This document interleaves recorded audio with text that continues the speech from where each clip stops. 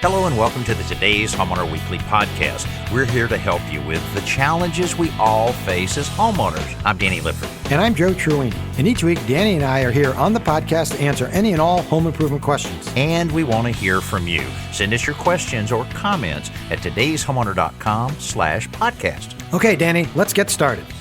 Today's Homeowner Podcast is brought to you by the Home Depot. How doers get more done. This week, it's time to get your deck in shape. And we talk with a homeowner that's really having some problems. She has a gigantic deck, tried to put a coating on it, didn't work out too well. We're going to try to help her identify what happened and what she needs to do to rectify the situation. Yeah, some of those thick coatings that are supposed to seal your deck and protect it don't always work because they're just too thick and the wood won't accept them. So yeah, then how do you get it off? So that can be pretty challenging. We're also going to talk to a homeowner who has a pretty common problem with woodpeckers. I mean, they're called woodpeckers because they're pecking wood and they're pecking the wood right off her house. They actually have attacked the top of the porch posts. So we're going to tell her how to patch that wood and hopefully even get rid of those woodpeckers. And so often when you have a problem with insects or wood-destroying insects, or in this case, wood-destroying woodpeckers, it all goes back to why did they pick that one spot? Well, there may be a little water damage there that's starting the whole process. That's so right. We try to give her some ideas on some of the ways that she can get around that. Also, fireplaces are kind of the focal point of any room that they may be in any home. But a lot of times a fireplace that was built in, say, 1982 doesn't look so good in 2020. So what can you do without doing drastic work on it, especially when there's a sentimental attachment to that overall fireplace? We try to handle this one delicately and give some great advice on being able to make a big change on doing a fireplace facelift. And I've got a simple solution on how to clean your gutters using a length of downspout. That's right, you can use a length of downspout to clean gutters with a leaf blower. I've seen this one, and it works very, very well. Can't wait for you to hear about it and be able to use it at your own home. Okay, let's get started. Valerie's on the phone from New York with a deck issue. Valerie, welcome to the show. Well, thank you. So good of you to take my call. Of course. What can we help you with? I understand you got a little frustration over this deck. Perfect time of the year to start getting that deck ready to use. Tell us what's going on there. Well, it's a large deck, and it doesn't have a lot of airspace underneath. It's close to the ground. We put a deck out there because the ground was so bad. It's just hard pan clay. We couldn't get grass to grow, and so we figured, well, a deck would be the best thing. So we did it, and this now is pressure-treated lumber, and it's a very large deck. I sent you a picture of it. Yes, we see that. And it faces due south, but runs east and west along the back side of the house. So it gets good afternoon sun, but mostly shaded in the morning. And when we put the deck down, because it's pressure treated, we did let it dry. Mm-hmm. And then we applied a surface treatment. Do you allow us to use brand names? Yeah, no problem. You go ahead. Sure. All right. We used Behr, mm-hmm. Behor or something like that. Right. Uh-huh. And deck over, they call it. Yes. Uh-huh. And I guess it was down less than a year, and we started seeing bubbling, mm-hmm. and it started peeling. I see. So we then stripped it the best we could, let it dry, and did it all over again, and the same thing has happened. We can actually take a garden hose with a standard nozzle on it and peel it right off. Oh, boy. Yeah. Is that deck over, Valerie, that I see peeling off? Yes. Okay, so you put deck over back on. Okay. And about how high off the ground, like the surface of the deck to the average ground level? Are we talking a foot or 2 foot? What do you think? No, I think it's probably 10 to 12 inches maybe. I see. Okay. And we did put a skirt around the edge of the deck because critters get underneath. But we did vent. We put vents all the way around to good allow air circulation. Is that a solid skirt you put on, Valerie, or like lattice? Or No, it is a solid skirt. So that's why we vented it. Oh, okay. We put these little round metal vents I think that there's a lot of them, every 8 inches or so. So, and try to get some cross circulation. Yeah, well, that's definitely good. That is close to the ground, though. So even with the vents, you're probably some of this problem may be related to, to that exact thing of the moisture migrating up and affecting it and everything. But what you'll have to do here is you really do need to get all of that surface clean and remove as much as you possibly can on it. Certainly, pressure washing will help on that. But I think you're going to need to get a deck stripper and a chemical. There's a variety of different kinds. I know my daughter Chelsea stripped all of the previous finish off her deck, and though it took a good bit of time, after a while the material started working very, very well with the exterior deck stripper that she used. I would test it in an area, a little area off to the side, see how it reacts to the deck treatment that you put on it, because what you really need to do is to get down in the pores of that wood and to open up the pores of the wood. So to use the deck cleaner stripper will do that. It'll get those top coats that you've put off. Again, pressure washing well. You can and really get down to the pores of that wood and allow it to dry. And then go back with a semi-transparent stain. You want that to penetrate down in the pores of the wood to seal it off. And also it gives some gripping power, the adhesion that it has to be able to get down in the pores of that wood and hold it out real well. Now, putting a sealer over that after that is not a bad idea either, but you really don't have to. You can put the semi-transparent material in there, a lot of different colors available, and you're going to see that it'll perform a lot better than anything that essentially seals off the pores of the wood. Because that's what's happened here. You basically, just like a paint job, you're sealing off the pores of the wood, and then this moisture is allowing it to release, whereas the semi-transparent will work with that moisture that you have to deal with there. Okay. But it's a lot of work. I wish there was another way we could help you with that type of thing, and hopefully you don't have to do any sanding on it. I think you'll find that chemical stripper, though it's still a lot of work, will save you a lot of time in the long run. Okay. We did go ahead and pressure wash it because we knew it had to come up one way or the other. That's right. So we did pressure wash it the other day, and it was amazing. I mean, I would say 99.9% of it just peeled right off. Good. Well, you might not even have to use that. If you use, a scraper along with the pressure washer, may be all that's necessary. So I think that's what's ahead of you there. Make sure you use some gloves and all the protective things there. And if you have to get down on your knees, I'll tell you, knee pads are a great thing to have. Oh, yeah. Oh, yeah. So any particular deck stripper that we should look for? Well, there's a number of them out there. I like one from Flood Companies. The Flood brand is a good one. You can find that in a lot of different stores. But a lot of times you'll find that one works a lot better than another one, and you might just pick up 2 different kinds and 2 different brands and just try it over on the side and see which one reacts with that the best. Okay. Well, good. Thanks so much, Valerie, for being with us. A good bit of work ahead of you there, but got a great summer ahead for us, and get the deck looking good, and you'll enjoy it even more. That's right. Okay. Well, thank you very much for your help. Absolutely. Our pleasure. You take care and you have a great weekend. Yeah, a lot of people are looking at their decks, and we would encourage you to not only get the deck looking good, but really make sure that it's safe. If you see a rotten board here and there, go ahead and replace it. You'd hate for someone to step through that board and really hurt their leg or hurt themselves in some way. Also, if you're up off the ground a little bit with your deck, make sure you check where it is attached to your house. Every year during the summer, we hear about collapsed decks. Maybe you can head off that problem if you see any separation or any movement where that deck is touching the house. Very important. And also, handrails. Almost every handrail needs a little extra screw here and there. Go ahead and take care of that now before you have those big summer gatherings. Let's go right back to today's Homeowner Hotline. Monica is with us now with a question about a screen porch. Monica, welcome to the show. Hello. Thank you for having me. Absolutely. Tell us what you're thinking here on the screen porch.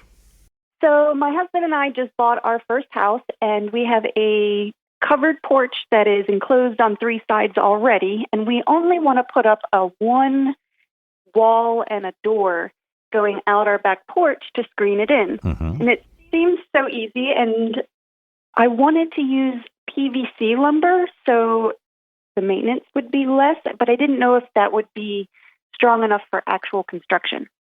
Well, I tell you, the 2x4s that are available in the cellular PVC.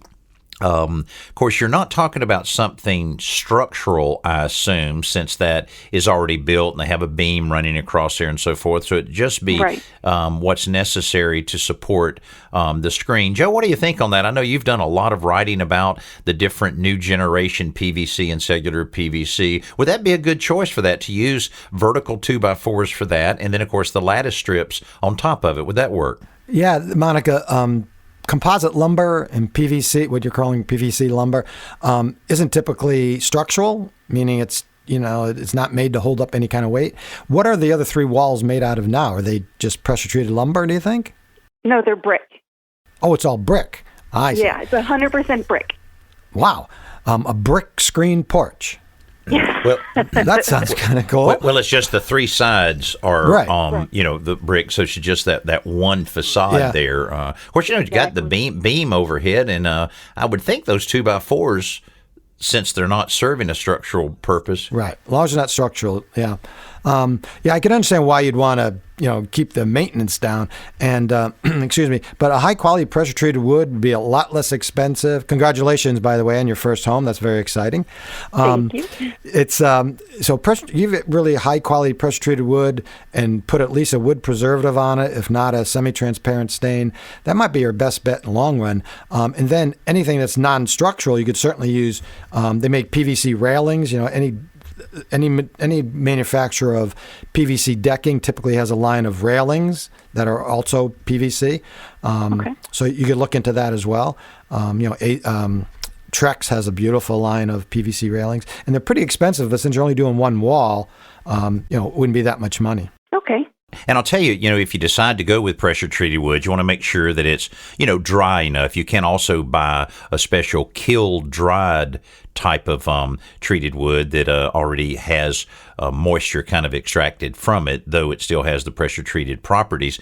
But I'll tell you what, if you do that, I would rough cut all the lumber. I would prime every single bit of it, and I'd go ahead and put 2 coats of your finish coat on before you even install it. That'll make the finish of it up very, very easy. Great sounding project, Monica.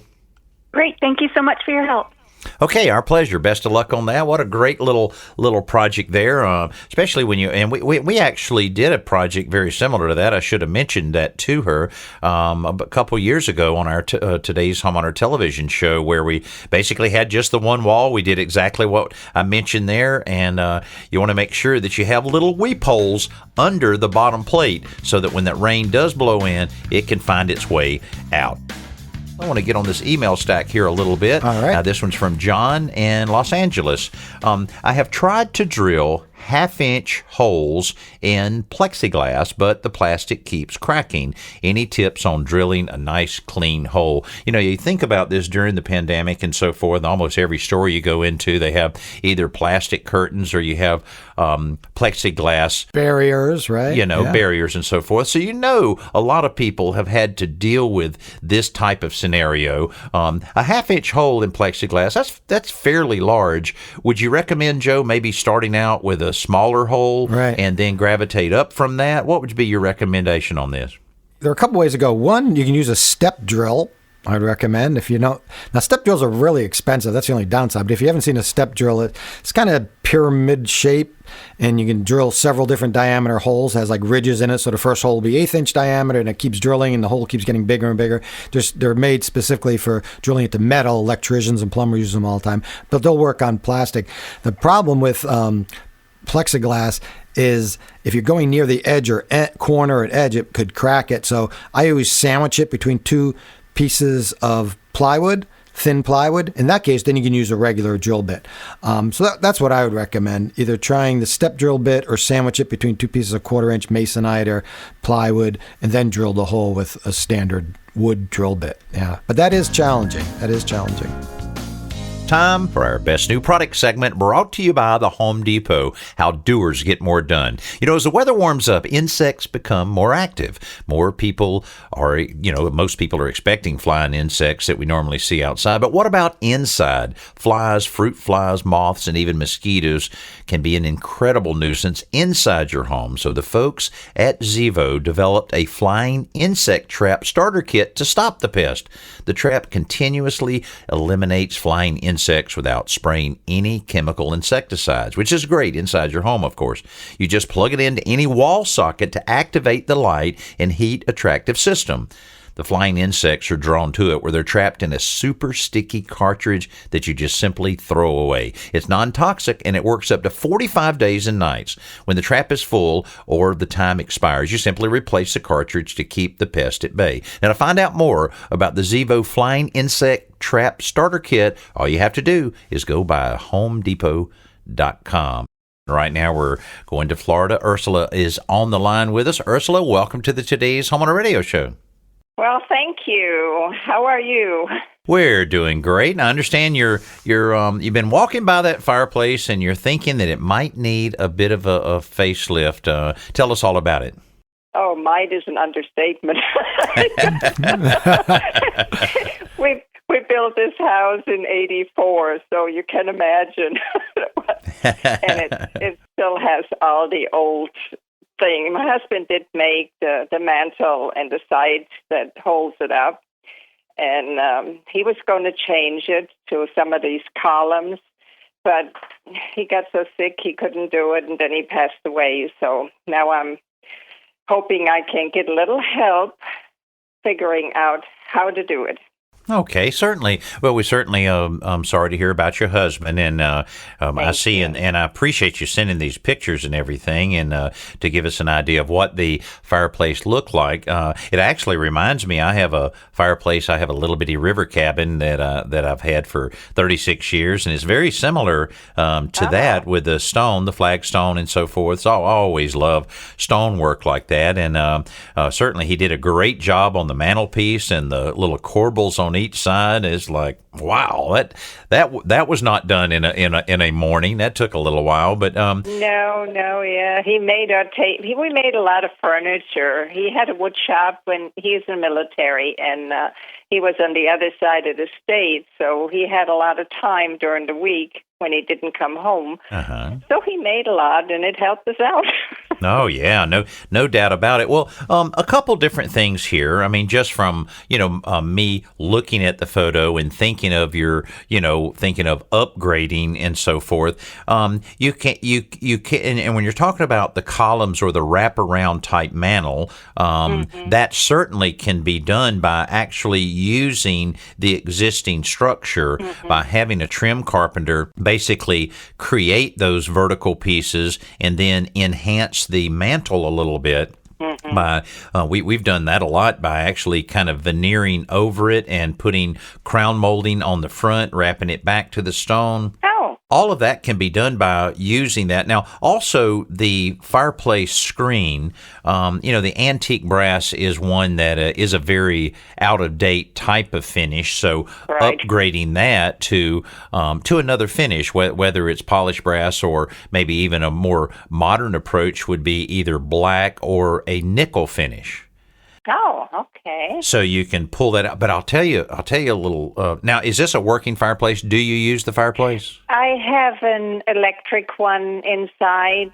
Okay. I tell you, it's with Florida and having to use the AC, it kind of sucks all that smoke out and it distributes it across, all in the house. So we just decided to put an electric one, and it's a heating one. So all we have to do is open the doors, and we benefit from that. Okay.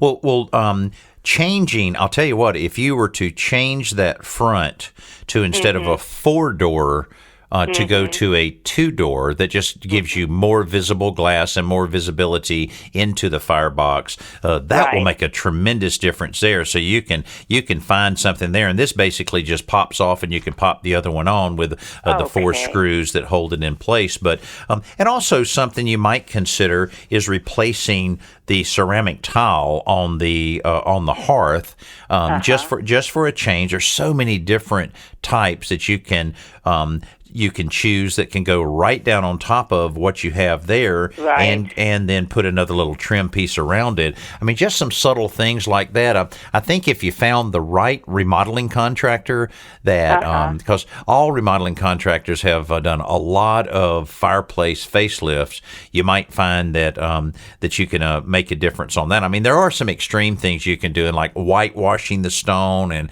things like that. But I don't know. Like I say, from a personal standpoint, I like the stone. I'll tell you what, Joe always has some great ideas. Joe, what would you see after seeing these pictures? What are some of the ideas that you would have for Ursula? Yeah, I mean, I agree with Danny for most part. I mean, the fire screen that's there, that antique brass, if you don't want to replace it, although it would be nice to get a little more glass, is they do make a fire-resistant paint made for painting things in or around fireplaces, and you can just paint that black, and that would change the look dramatically. That's you wouldn't a have good idea. to change it out. Just mask the glass and paint it, like you'd spray paint it, mask off the area. And the mantle itself, your husband made it, and I wouldn't recommend removing it or replacing it, but you could paint it. If you wanted to, it would really brighten it up. You could, remove the fabric you have, the little doily kind of fabric, so you can see the top of the mantle a little more. And yeah, those tiles on the hearth, I agree, they don't really fit the space or the object. They are obviously they're floor tile, and everything's stone, and then there's tile. So, what would you suggest on that? For the floor, I would go with a natural stone. Something that complements the stone you have on the wall around the fireplace. All right. To pull it together, yeah. Right. So there's a lot of different ways that you can go, but you can always call your local home builders association and ask for a number of remodeling contractors, and talk to several of them. Get them on the phone and say, hey, have you done very much of this? And I guarantee you'll find 2 or 3 that will come out, give you some more fresh ideas, and of course provide you the cost that it'll take to make it a big difference. So. Oh, great! I've been taking notes here.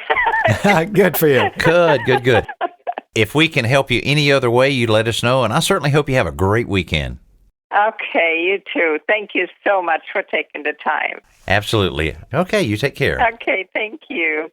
Oh, that's great, though. What, having to live with those memories, and you don't want to cover up what your husband worked so hard to do. You just want to enhance it a little bit. So hopefully that finding that middle of the road to change it up, update it a little bit without forgetting some of the things her late husband did. Let's go right to the Today's Homeowner hotline. Dawn is on the phone with us from Michigan. And Dawn, I understand you have a nice little place for birds to come to your house, and you are feeding them. I understand, but you're actually eating part of your house. Is that what's going on? Well, I'm feeding them, but I don't want to feed them. I have woodpeckers that I believe are chewing through the 2 columns on my porch because they're wood. Right. I can hear them, but I haven't seen them on my house, but I've heard them. You know what I think's going on here? I mean, we get a lot of calls like that. I've seen a lot of them, and they're kind of cool when you see them in a tree off in your yard there, and look at that. That's very unique, wonderful nature. But when they're knocking on the side of your house and on your columns, that is not a comfortable feeling. And what's probably happening here is they're going after softer wood. They're not going to be because when we hear about woodpeckers, it's cedar-sided houses. But the pictures that you sent, we appreciate you doing that. I'll bet the gutters there maybe they have a little leak there, and when it's raining, a little water's getting on this side that's caused that to start getting a little softer, and then they're able to find that. So I would really look the next time it rains to see if any water is being contributed there. And that could be just blowing rain in there, but when you have a corner of a gutter like that, it's real, it's real subject to have a small leak. Just a little bit of water each rain on that can start that to rotten. Don't you think, Joe? Because most of the woodpeckers, though they can get into a lot of different types of wood, I bet they like that moist wood if that's there. Yeah, they are our most aptly named animal, right? Woodpecker, because that's all they do. And other evidence of possible leak, I'm looking at this photograph, Dawn, is that you see some of the paint peeling down in a vertical line, and that seems to be an indication that water might be running down that post as well. So, yeah, I mean, that's the first thing you want to check. I would just get up there with a ladder if you need to, or maybe you can reach it from the porch floor with a screwdriver and just poke around. If that screwdriver just sinks into the wood, then in a place where the woodpecker was not pecking and it was just soft, then that's wood, that's rot from water damage. So that you have to fix first. And then as far as the damage that's there, I would carve away any wood that's been chipped at or that's soft and rotted. And if you can get down to sound wood, you may have to replace the wood that's there, but if you can get down to sound wood, meaning wood that's not been eaten at by the woodpecker or rotted stained by the water, then I would fill it. Danny and I often use Bondo, which is an automotive body filler material you may have seen. It comes with a little tube of hardener and the putty itself. You just mix it and you smear it in there. Now you have to then prime it and paint it. It doesn't look too attractive as it is. But that you may have to fill it with one or two applications. But that's what I would recommend. Oh my goodness. Works really well. As Joe said, just, get back to the good wood, use that. It's very easy to use. You would only need to buy just a quart in order to do it. And Bondo's available at automotive stores, but now on all the home centers, they have a wood repair, an epoxy wood repair kit by the same company that works fantastic. We've used it many, many times. And the woodpeckers, they don't like it. I mean, because it gets so hard so quick. I think that's a good solution to it. But check those gutters and make sure that they're not leaking for you.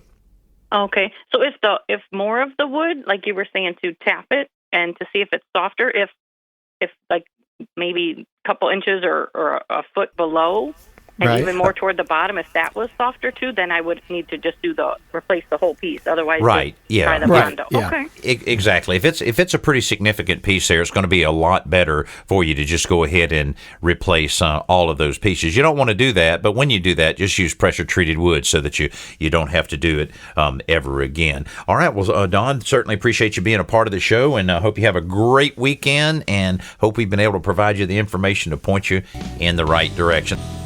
Right now, we're going to shift gears and hand it over to Joe Truini for our simple solution of the week.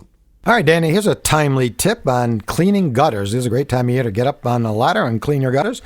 And but the way people typically do it, they put their ladder up and they just reach in there and throw out the debris, the lawn debris and leaves and branches, whatever. But that means you have to continuously move the ladder every couple of feet down the house to clean the gutter a little bit at a time. So this tip is using a leaf blower, but not just using a leaf blower as it is, because even if you just use a leaf blower, you still have to move the ladder, every 4 or 5 feet. So the simple solution is to get a 10-foot length of plastic downspout. You can pick it up at any home center really affordably. And what I did is I snipped one end, and with duct tape, I pinched it closed a little bit. This way, it really focused the power of the leaf blower out that end to move leaves, even wet leaves. And then all you do is take the leaf blower, jam it in the other end of the downspout, click it on, and now you have a 10-foot wand. If you can imagine this 10-foot piece of plastic downspout attached to the end of the leaf blower, and just lay it in the gutter and slide it down, and you can clean 10 feet to either side. So if you set up your ladder in the middle, you can clean 20 feet of gutter without moving your ladder once. So even in a relatively large house, you'd only have to move your ladder maybe once or twice at most and clean the entire gutter with the leaf blower. And I'll tell you what, I saw the video that you did on this that was part of our television show. And isn't that cool? How fast that blew it out? great idea. And you think about how inexpensive that is and how lightweight it is. And Right. certainly, working off a ladder, you always have to be very, very careful. So the fewer times you're having to move that along, the better. So it worked out very, very well. You can see this and over 500 more simple solutions by going to todayshomeowner.com/simple solution. Now it's time for our podcast question of the week, and we would encourage you to send a question to us by going to todayshomeowner.com/podcast. Dorothy in Utah writes in and says, after I bought my home, the basement windows leaked. I understand now why the walls were freshly painted. Anyway, I've replaced all of the windows, but there still is a little bit of staining on the walls and the floor of the basement. What is the solution? Well, you know what happens on that? It seems like so many times when you have a little bit of stain here and there, or discoloration, you paint over it, you look at it, boy, this looks great. And then the next day or so, you turn around and you see that stain has migrated through the fresh paint that you've just put on there. So you really have to do a couple steps there. First of all, a little bit of surface prep, like you always do with painting, with any sanding or scraping to prepare the surface. Wipe it down, make sure there's no dust on it, and then use a good quality stain blocker to really block that out. And Joe, I'm always wondering, there's something about fast drying primers and stain blockers that, I don't know, I always feel like it needs to be something. There's no need for it to be fast drying unless you want to paint it right away. But I wonder if some of the fast drying primers and stain blockers are not as good as some of those that maybe take a couple hours to dry. What do you think? Yeah, for this, for water staining, I've tried primers and I've bought even what I thought were really good primers, but in the water staining bleeds right through it, or whatever it is will bleed right through it. What you need to get, they do make a primer specifically made for this kind of problem, and they're called restoration primers. They're relatively expensive and they're super thick, which is probably why they work so well. And I did this recently on drywall that had a water leak above and had pretty significant staining. And I used the primer I had in the house. It didn't work. And then I went out and I did buy this restoration primer, sealed it perfectly. It's been now probably about 3 months and no issue. So I would go with, obviously if it's a concrete surface, you want to make sure the restoration primer is designed to be used on masonry surfaces. Clean it well, as Danny said. Apply it as directed on the can. And then you can go over, if you want to paint it, then of course you go over and use whatever top coat paint would be appropriate. Sure, and of course, any of the top coats like that, we always recommend a acrylic latex. The flexibility of it and the durability of it is really good. But a lot of times when you use a stain blocker, that it blends in so well, you go, gee, this is fine. I'll tell you a good example of that. You may have some stains on your ceiling from maybe a past leak or an incident that caused your ceiling to stain. And some of the upshot type of stain blockers are really, really cool, where you have the angle of the spray actually sprays at a 45 instead of a 90. So it's so much easier to mist that stain that you have. And actually, some of them will say right on the can that it has been formulated to match aged ceilings. So pretty cool, Really? Yeah, because you got flat white ceilings. You put flat white up there. Well, hey, the ceiling's 10 years old. It's not matching. Why? Well, it's aged a little bit. You have, That's what they're doing with that old paint. They're putting it in spray cans and you spray the old paint. Exactly. That's what they're doing. Somebody's making old paint somewhere. Huh. But that's a great way to go. And also, since it angles up like that, you still have to be careful if you're spraying anything inside your home. But a lot of times, those ugly stains that you see all the time, you might be able to mist a couple coats of the stain blocker like this. I call it upshot just because of the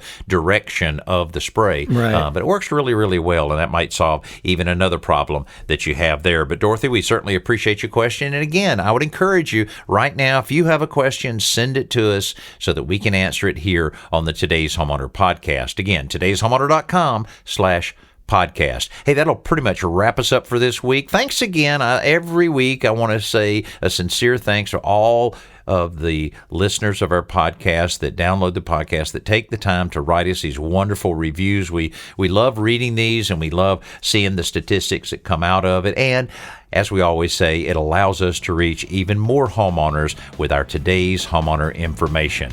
Hey, I'm Danny Lipford, along with my buddy Joe Truini. Thank you so much for listening to this Today's Homeowner podcast. We'll see you soon.